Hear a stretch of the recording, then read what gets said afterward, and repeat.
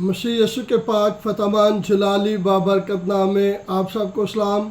हम खुदावंद के नहायत शुक्रगुजार हैं कि जिसने हमें मौका बख्शा ताकि हम खुदावंद के ज़िंदा पाक कलाम को आपके सामने बयान करें। तो अज़ीज़ बहन भाइयों, आज हमारा मज़मून है बनी इसराइल का ज़माना। बनी इसराइल का ज़माना। तो बराए मेहरबानी करके अगर आपने अभी तक हमारे चैनल को सब्सक्राइब नहीं किया तो अभी ज़रूर कर लीजिए और साथ ही घंटी के बटन को दबा दें ताकि हर आने वाले पैगाम का नोटिफिकेशन आपको मिले। आए हम कलाम अक़दस में से सीखते हैं पैदाइश की किताब और उसका 12 बाब और उसकी पहली आयत से लेकर 3 आयत तक हम कलाम अक़दस की तलावत करेंगे। कलाम अक़दस में मरकूम है, और खुदावंद ने अब्राहम से कहा कि तू अपने वतन और अपने नातेदारों के बीच से और अपने बाप के घर से निकल कर उस मुल्क में जा जो मैं तुझे दिखाऊंगा, और मैं तुझे एक बड़ी कौम बनाऊंगा और बरकत दूंगा और तेरा नाम सरफराज करूंगा, सो तू बाइसे बरकत होगा। जो तुझे मुबारक कहेंगे उनको मैं बरकत दूंगा, और जो तुझ पर लानत करे उस पर मैं लानत करूंगा, और ज़मीन के सब कबीले तेरे सब से बरकत पाएंगे। खुदावंद के मुक़द्दस पाक कलाम पढ़े जाने और सुने जाने पर खुदावंद की बरकत हो।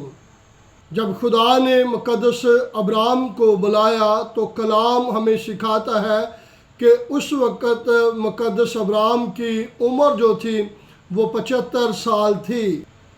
याद रखें, अब्राहम का लफ्ज़ी मतलब है बाप, और अब्राहम का मानी है कौमों का बाप। याद रखें, पैदाइश 12वें बाब से बाकायदा तौर पे खुदा की मुकम्मल तौर पे तवज्जो बनी इसराइल कौम पर लग गई।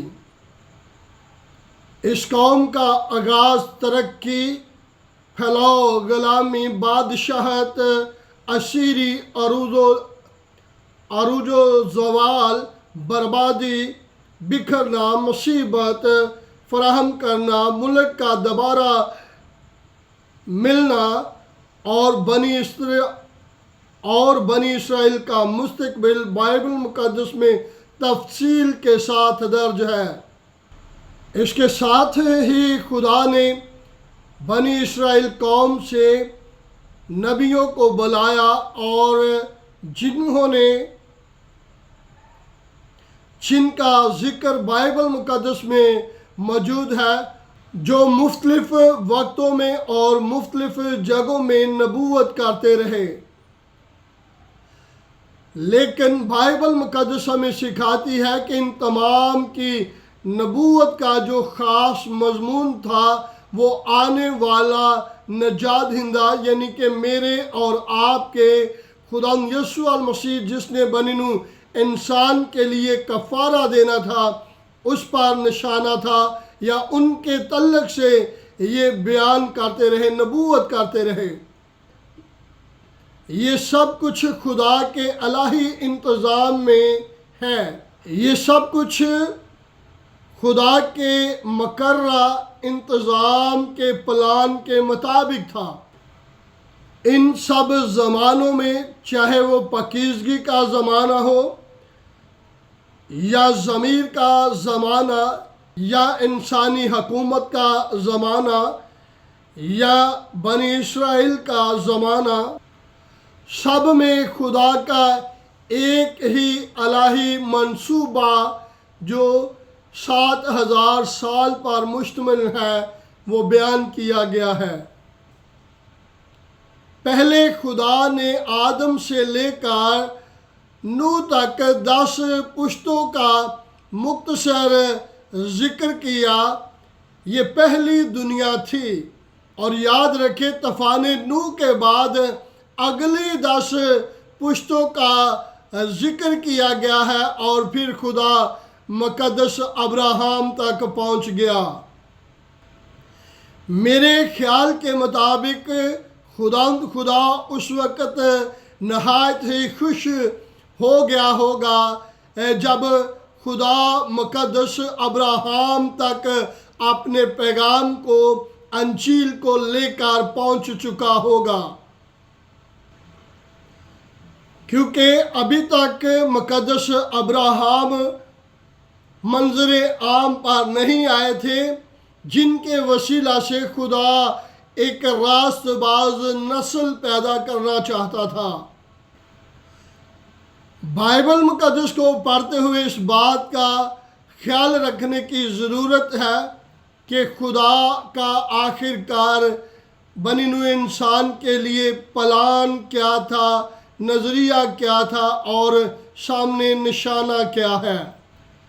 तमाम बाइबल मुक़द्दस में दो कलीसियाओं का जिक्र किया गया है। एक वो जो बियाबान में तैयार की जा रही थी या की गई थी, और दूसरी वो जो ईद पेंतिकोस्त के दिन खुदा ने तैयार की और उसे जारी और सारी रखा हुआ है। अगर आज की कलीसिया के बारे में आप जानना चाहते हैं तो पहले आपको बियाबान में से गुजरने वाली कलीसिया के बारे में जानने की ज़रूरत है, तब ही आप पर खुदा मौजूदा कलीसिया के बारे में मकाशवे अता करेगा। बनी इसराइल कौम जो है मुख्तलिफ अदवार में से गुजरी है, जिनमें से अभी 4 अदवार आने वाले हैं जिनमें से बनी इसराइल कौम गुजरेगी।